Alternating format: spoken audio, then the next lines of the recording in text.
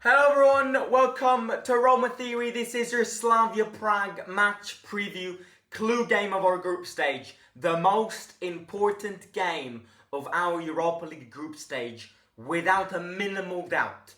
And we'll go through it today. We'll speak about them, obviously. We'll speak about us coming into a kind of forming a good shape, as we already discussed previously, building some momentum and preparing for this game in a very good way.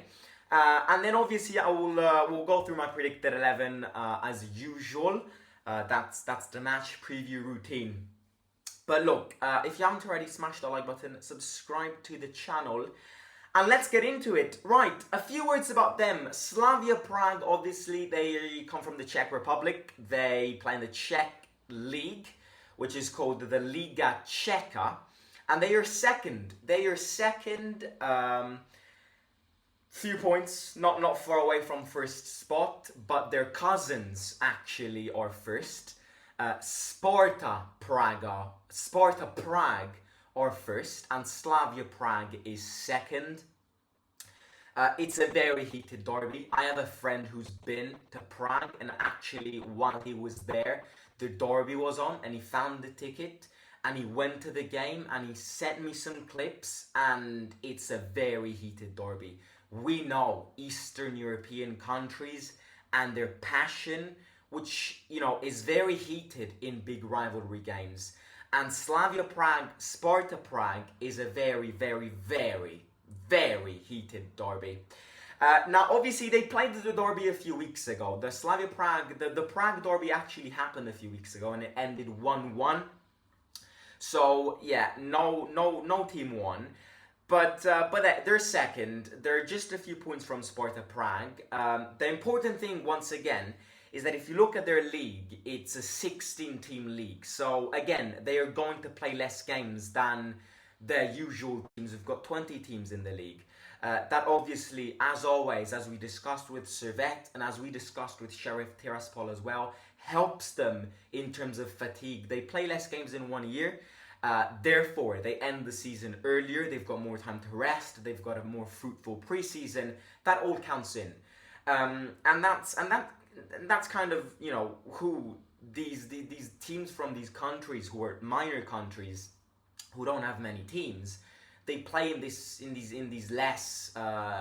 smaller leagues, which I'm not saying are farmer leagues. They've got their own advantages. They've got their own disadvantages. But yeah, they've got less teams. Now, when you look at their league, it's not a massively competitive league, I don't think. I looked at their league table, and I know 3 teams from the Czech Republic. The 2 teams from Prague, as we already discussed. And then the third one is Victoria Pilsen. I remember that team, and the only reason I know that team is because we played against them in the Champions League a few years ago. I believe it was under Di Francesco. That's the only reason I know them. Other than that, I think year in and year out, it's a big fight. It's a 2-team fight between the 2 teams from Prague. Let's see who will win the league this year. Will it be Slavia? Will it be Sparta? Especially because the distance between Slavia and Sparta is around the 2 points. And the distance between Slavia Prague, who's second, and Victoria Pilsen, who's third, is like 12 points. So one of the 2 teams is going to win the league, which makes it a not very competitive league, but we don't care. You look at our group stage, and they are definitely the best out of the remaining 2 teams. I've always said this since the draw came out, that the 2 games against Slavia Prague needed to be the 2 games where, first of all, concentration had to be maximized, and second of all, they are going to be the most important games of our group stage, which are going to give a sense of direction to our group stage, because I actually think that Roma will win all the 4 games against Servette and Sheriff Tiraspol, and I also think Slavia Prague will win all 4 games against Sheriff Tiraspol and Servette. And if that's the case, then Roma and Slavia Prague come together with the same points, and that's where these games count. Now, there's a massive difference in getting first and getting second. We've discussed this so many times. Last season we got second in the group stage with Real Betis, and we had to play a playoff in February against Salzburg, who's currently in the Champions League. Playing a playoff doesn't just mean playing an extra 2 games, which could last more than 180 minutes combined if it goes to extra time or penalties. But it would be facing a team who gets relegated from the Champions League. Now, don't get me wrong. If you get Salzburg, it's doable. But will we be lucky enough this year to get a team like Salzburg? Or will we get somebody who's bigger? You know, just at time of speaking, one team between Dortmund, Milan, Newcastle, and PSG is going to drop down. And that already makes the Europa League more competitive. We don't want the playoffs. We want to send Slavia Prague in those playoffs. And the only way to do this is by winning on Thursday. If we don't win on Thursday, then Slavia Prague have got a massive advantage of keeping this result and protecting it in a very heated stadium where it's not going to be easy to win because of home advantage. And this is why Thursday's game is the most important game for us. Because if we win on Thursday, we can also draw away at Slavia Prague. But if we don't win on Thursday, we're forced to win, as I repeat, in a very complicated country who's got a very complicated stadium to play in, very passionate fans, and that's it. In terms of the games that both Roma and Slavia Prague played, obviously both Slavia Prague and Roma won against Sheriff and Servette. Slavia Prague, however, scored 5 goals past Sheriff. And I believe they scored 3. Was it 3 or was it 4 against Servette? So they're scoring goals. They're scoring goals for fun in this group stage. We scored 4 goals against Servette, and we had a little more difficulties against Sheriff, Tiraspol, and Moldova. But other than that, I mean, look, the way I'm describing Slavia Prague will probably sound as if they're Real Madrid. No, that's not what I'm saying. What I'm saying is, out of the 3 teams, Slavia Prague is definitely the best, but they still remain a bang average side. They still remain a side which we should beat home and away. They are still a side which are weaker than us. They're just placed in a context where they are clearly the best in compared to the other 2 teams, and that therefore makes the 2 games against them very delicate. So, I mean, that's it when it comes to Slavia Prague. I've researched some players they have. Their most valuable player is somebody called Jurasek, as you can read from the graphic on the screen. He is a midfielder. In terms of how they play, I think they're a very balanced side. Obviously, playing in a league like the Czech league, and Slavia Prague being the best, if not the best, one of the best, if not, the best team in the league, definitely means that they score goals for fun. And if you are the best team in the league with 14 other teams which you beat every single year, it's obviously way easier for them to approach tactics which are very outbalanced, because them being the dominant force of their league means that they score goals for fun in every single league game they play apart from the derby. So that obviously suggests to me that they are a very unbalanced side which scores a lot of goals when they face mediocre small sides. But then when they approach a game like against us or with a bigger side with these tactics, they will obviously concede a lot because their defense and the way they play is very outbalanced. If you see what I mean. Fun fact about Slavia Prague, however, they knocked Arsenal out of the Europa League a few years ago. So again, we're speaking about an experienced European side who plays not in the Champions League, but in the Europa League year in and year out. So they know what they're doing. Delicate game. We have to win, and we have to try and get first in this group stage. Speaking about us, now it's critical to speak about us because we're coming from a very good game. We're coming from a very good period. We're coming from 4 consecutive wins in both League and Europa League, which favours our momentum and will definitely bring this team on a positive note coming towards this game. The only thing which I'm afraid is the fact that we've got Inter on Sunday, could probably make the team kind of forget about this game to focus on the Inter game, knowing how important it is and how big of a game it is. Especially Lukaku. You know, you look at Lukaku and you look at him in the context and the circumstances that he's been placed in by Inter fans. And if I were Lukaku, I'd kind of start thinking about that Inter game. He's a professional. He won't do that. And as you can see from my predicted 11, Lukaku will start. I think Jose will be the key here. Jose will not allow deconcentrations because Jose cares about this trophy and Jose wants to win this trophy. And he knows that by winning this trophy, we got to get first in that group stage. And this is the game to get first. If we win this game, we're going to get first 99% in my opinion. If we don't win this game, then I think Slavia Prague have the advantage of getting first. So we're coming on a very good note.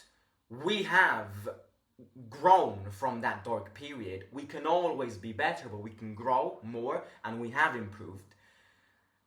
And again, it's very important not to discard this game just because we've got Inter in the weekend. Again, we're playing at home, sold out stadium. I think we'll win. I personally think we'll win. We're better than them. Home advantage.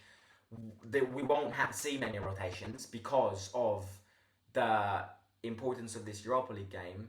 Even despite the fact that we've got Inter on Sunday, we won't change much. And it's very right to not change much. Because, yeah, if we change too much and we kind of, throw players in and out, it could lead to some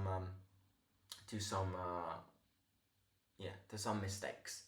But that leads me on to the predicted 11. Now, my predicted 11 is this: standard predicted 11, classic predicted 11, with a few subs, which are Europa League subs, but overall, it's our starting 11, especially because Renato Sanchez is still not ready to start, Dybala still not ready to start, and Pellegrini is still not ready to start, and Smalling is back, but he will start from the bench, get the last 20 minutes to then start on Sunday against Inter. So, I mean, moving chronologically, Svilor in goal. I think we've understood that this group stage is Svilor's business. I think Rui Patricio is the league goalkeeper, and moving forward in the Europa League, if we do, he's going to become the number one. But in these games, I fully agree that we should start Svilor to build that confidence in case one day he needs to switch up and become our first goalkeeper. Three-man defense once again. Now you're probably going, where is Smalling? As I just said, he's back. He's going to get a few minutes, 100%. He's trained with the group today. But we've got Inter on Sunday. Do we really want to risk Smalling after being out for 1 month and a half? No, we don't. We gotta kind of bring him back playing, following a procedure. We can't just launch him in, play 90 minutes. No, because that's how injuries worsen. I think he won't start, but he will get subbed in. Now you're probably going, why have you insisted with Cristante in defence? Because Ndika got a minor foot injury after the Monza game, and once again, I don't think we will rush his recovery, if we can call it a recovery. It's not a recovery, it's just a minor injury. But again, Cristante never gets injured. He's playing well in defence. He's coming from a clean sheet in the Europa League against Servette and a clean sheet in the league against Monza. Keep him in. Mancini next to him and Llorente back starting from the very beginning. He's back fit and he's going to start. Four midfielders, I'm going with our Europa League fullbacks. I'm going with Celik on one side and Zaleski on the other side. Karsdorp is our league starter, so he won't start. And Christensen is not in the UEFA list, so Celik will start. And Celik also had a very good game against Servette, provided 2 assists. Very, very good. And on the other side, Zaleski gets it over Spina. Because Spina needs the rest, yes, but also because, you know, what Zaleski has been going through, the only way Zaleski gets out of this dark period, which has been exacerbated by those betting scandal accusations, is by starting him. He provided a half assist, if we can call it, against Monza in the last 10 minutes he played. I definitely think this betting thing has definitely made him more concentrated on the game and on his job. So I think Prime Zaleski could come very, very soon. And I'm going with him. I would definitely start him. Also because I think Spina needs a rest. In the middle, I am insisting with Paredes and Bove. The reason why I think Paredes will start is because Paredes is slowly turning into our new Matic. Jose's loyal player, fights, and he's going to start. But I think Bob is going to start. First of all, because we don't have many options. Pellegrini and Renato Sanchez aren't ready to start.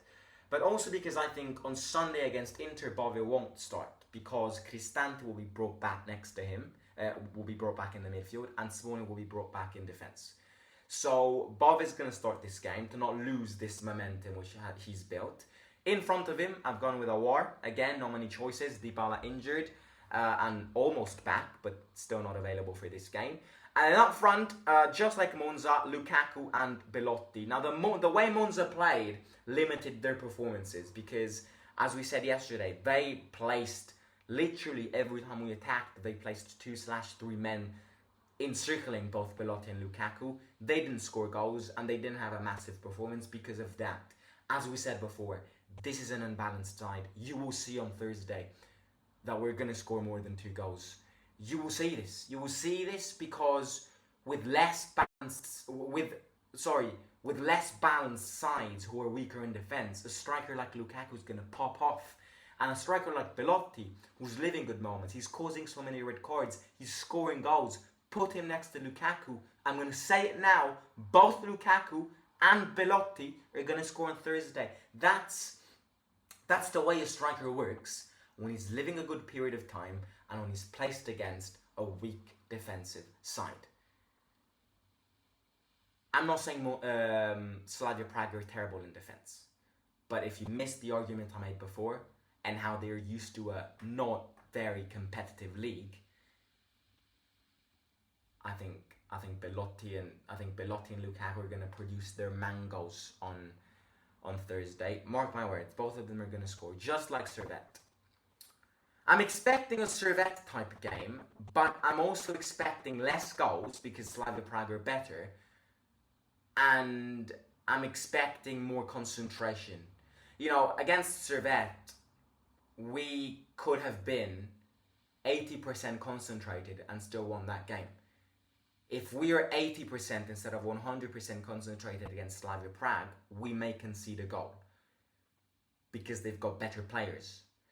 I do still think we'll win. I'm going to go with a 2-0/2-1 prediction.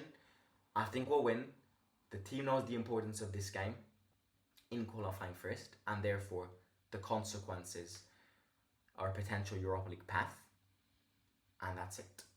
Right, ladies and gentlemen, this is your match preview. If you enjoyed it, don't forget to smash the like button, subscribe to the channel, and let me know in the comments down below your own predicted 11. Champions League tonight, cannot wait. You've got some very interesting games. So we'll see how it goes. And yeah, talk to you soon. Take care. And yeah, see you soon. Simon, out.